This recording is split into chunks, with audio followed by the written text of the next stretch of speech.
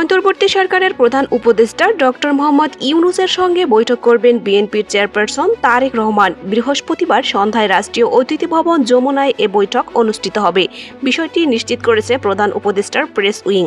এর আগে বুধবার বিকেলে রাজধানীর গুলশানে বিএনপির চেয়ারম্যানের রাজনৈতিক কার্যালয়ে তারেক রহমানের সঙ্গে 12 দলীয় জোট ও জাতীয়তাবাদী সমমনা জোটের বৈঠক অনুষ্ঠিত হয়। বৈঠকে তারেক রহমান দুই জোটের নেতাদের সঙ্গে কুশলাদি বিনিময় করেন, তাদের খোঁজখবর নেন এবং পারস্পরিক সৌহার্দ্যপূর্ণ পরিবেশে মত বিনিময় করেন।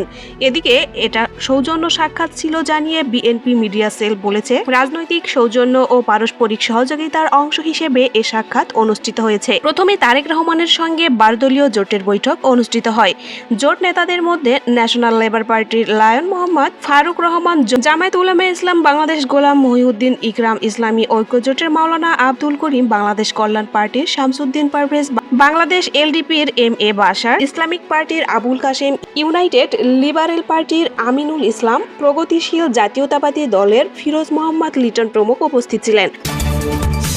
এদিকে প্রধান নির্বাচন কমিশনার এএমএম নাসির উদ্দিনের সঙ্গে বৈঠক করতে নির্বাচন ভবনে পৌঁছেছেন বিএনপির একটি প্রতিনিধি দল। বৃহস্পতিবার দুপুর 12:40 দিকে বিএনপির স্থায়ী কমিটির সদস্য সালাহউদ্দিন আহমেদের নেতৃত্বে প্রতিনিধি দলটি নির্বাচন ভবনে প্রবেশ করে। জানা গেছে, প্রধান নির্বাচন কমিশনারের সঙ্গে বিএনপির প্রতিনিধি দলের বৈঠক হওয়ার কথা। বৈঠক ত্রয়োদশ জাতীয় সংসদ নির্বাচন ও গণভোট সংশ্লিষ্ট বিভিন্ন বিষয় নিয়ে আলোচনা হবে। সূত্র আরও জানায়, বৈঠকে পোস্টাল ব্যালটের নকশা পরিবর্তন বিতরণ করা হয়নি, এমন পোস্টাল ব্যালট সংশোধন কিংবা পোস্টাল ব্যালট বাতিল সহ একাধিক বিষয় আলোচনায় আসতে পারে। এর আগে গত মঙ্গলবার বিএনপির স্থায়ী কমিটির সদস্য নজরুল ইসলাম খান অভিযোগ করে বলেন, উদ্দেশ্যমূলকভাবে ধানের শীষ প্রতীকটি ব্যালট পেপারের ঠিক মাঝখানে রাখা হয়েছে। এতে ব্যালট পেপার ভাঁজ করলে প্রতীকটি সহজে নজরে আসে না।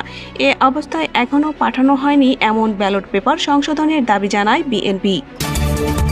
এদিকে যুক্তরাষ্ট্রের সতর্কবার্তা আমলে নিয়ে বিক্ষোভকারীদের হত্যা কিংবা মৃত্যুদণ্ড কার্যকর করা বন্ধ করেছে ইরানের সরকারি প্রশাসন। মার্কিন প্রেসিডেন্ট ডোনাল্ড ট্রাম্প এই দাবি করেছেন। গতকাল বুধবার ওয়াশিংটনে যুক্তরাষ্ট্রের প্রেসিডেন্টের সরকারি বাসভবন ও তদন্ত হোয়াইট হাউসে সাংবাদিকদের সঙ্গে মত বিনিময়কালে ডোনাল্ড ট্রাম্প বলেন, আমরা জানতে পেরেছি যে ইরানে বিক্ষোভকারীদের হত্যা করা বন্ধ হয়েছে এবং আটক কিংবা গ্রেপ্তার কারো মৃত্যুদণ্ড কার্যকরের পরিকল্পনাও স্থগিত করা হয়েছে। আমরা নির্ভরযোগ্য কর্তৃপক্ষ থেকে এ তথ্যের নিশ্চয়তা পেয়েছি।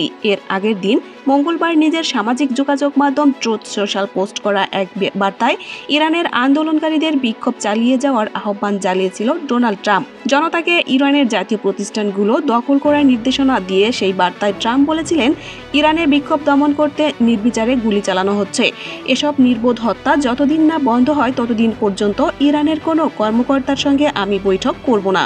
এই আন্দোলন বিক্ষোভ উস্কে ওঠার প্রাথমিক কারণ দেশটির ভঙ্গুর অর্থনীতি। বছরের পর বছর ধরে অবমূল্যায়নের জেরে ইরানের মুদ্রা ইরানি রিয়েল বিশ্বের সবচেয়ে দুর্লভ মুদ্রার স্বীকৃতি পেয়েছে।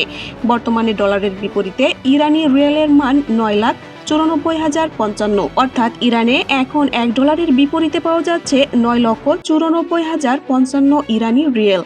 জাতীয় মুদ্রায় এই দুরবস্থার ফলে দীর্ঘদিন ধরে ভয়াবহ মুদ্রাস্ফীতি চলছে ইরানে। এই পরিস্থিতিতে গত 28 ডিসেম্বর মুদ্রাস্ফীতি ও জীবনযাত্রার ব্যয় বৃদ্ধির প্রতিবাদে ধর্মঘটের ডাক দেন রাজধানীর তেহরানের বিভিন্ন বাজারের পাইকারি ও খুচরা ব্যবসায়ীরা। সেই ধর্মঘট থেকে এই বিক্ষোভের সূত্রপাত। এতক্ষণ সাথে থাকার জন্য ধন্যবাদ। অনুরোধ থাকবে চ্যানেলটি সাবস্ক্রাইব করে বেল আইকনে ক্লিক করুন এবং মতামত কমেন্টে জানাতে ভুলবেন না। আল্লাহ হাফেজ।